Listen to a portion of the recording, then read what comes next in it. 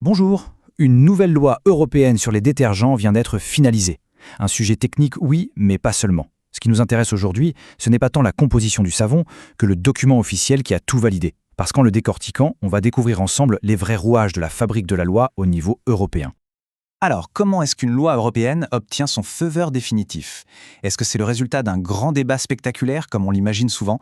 Ou est-ce que, en réalité, l'essentiel se joue en coulisses, loin des caméras? C'est justement ce qu'on va voir. Bon, rentrons dans le vif du sujet. À la base de tout ça, il y a un document. Dans notre cas, c'est celui qui officialise cette nouvelle réglementation. Et ce document, il sort tout droit de l'institution qu'on voit ici, le Parlement européen. C'est lui qui a formellement approuvé le nouveau règlement. C'est en quelque sorte le tampon final qui dit « c'est validé ». Et voilà le nom de la bête, une recommandation pour la deuxième lecture. Ces mots ont l'air un peu compliqués, je sais, mais ils sont hyper importants. Surtout, deuxième lecture. Retenez-le bien, c'est la clé pour tout comprendre. Allez, on passe au décryptage. Notre mission chez Rapport en clair, c'est justement de rendre ces documents officiels un peu plus clairs. Alors, c'est parti. Comme pour toute analyse sérieuse, on commence par la carte d'identité du document. La référence, c'est A10-004-2026. Il vient du Parlement européen et plus précisément de la Commission de l'environnement. C'est le groupe de députés spécialisés sur ces sujets. Et la personne qui a piloté le texte, la rapporteure, c'est Majdouline Smaï. C'est la base de la transparence, savoir qui parle. Bon, alors cette fameuse deuxième lecture, qu'est-ce que c'est au juste?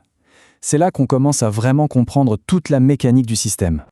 Voilà le processus simplifié en 4 étapes. Étape 1.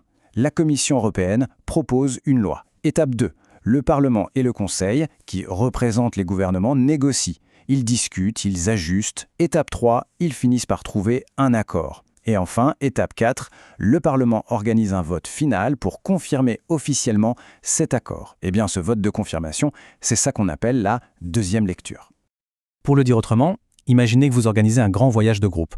Plutôt que de débattre à 50 de la destination, un petit comité se réunit, prépare un plan super détaillé, se met d'accord sur tout et, ensuite seulement, présente le plan au reste du groupe pour un grand oui collectif. C'est beaucoup plus efficace. Et c'est exactement ce qui se passe ici. Et ça nous amène au cœur du réacteur, à ce qui n'est pas toujours visible au premier coup d'œil, mais qui est pourtant essentiel, l'accord qui a été trouvé en coulisses. La preuve, elle est écrite noir sur blanc dans le rapport lui-même, dans la section « Justification succincte ». Il est dit, et je cite, « La position du Conseil, etc., reflète l'accord intervenu entre le Parlement et le Conseil. Traduction en langage courant, le texte qui est soumis au vote est déjà le fruit d'un deal, d'un compromis. » Donc le point crucial à retenir, c'est ça, le vrai travail de négociation, les ajustements, les compromis, tout ça, c'était déjà fini. Le vote qu'on voit dans ce document, ce n'était pas un débat pour décider, mais une validation formelle d'un accord déjà sur la table. La messe était déjà dite en quelque sorte. Et si on a encore un doute, il suffit de regarder les chiffres. On va jeter un œil au résultat du vote dans la commission parlementaire qui a préparé le texte. Et voilà les chiffres officiels tirés du rapport. 61 votes pour, seulement 2 contre et 13 abstentions. Une majorité aussi écrasante, ça ne sort jamais d'un chapeau. C'est la preuve mathématique que l'accord était solide. Ce chiffre, 61 pour, il est vraiment parlant. Il illustre parfaitement le consensus qui a été bâti pendant les négociations en amont. Quand on arrive à un score pareil, c'est que le texte a été vraiment bien préparé pour satisfaire une très large majorité. Alors, on pourrait se demander, mais pourquoi est-ce si important de décortiquer ces rapports qui ont l'air si techniques? Au fond, à quoi ça sert? Eh bien, premièrement, c'est grâce à ces documents que la loi devient officielle. Deuxièmement, et c'est le cœur de notre démarche, il nous montre comment les décisions sont réellement prises, au-delà des grands discours. Ce sont donc des outils de transparence absolument essentiels. Finalement, comprendre ces rapports, c'est tout simplement comprendre comment notre démocratie fonctionne concrètement.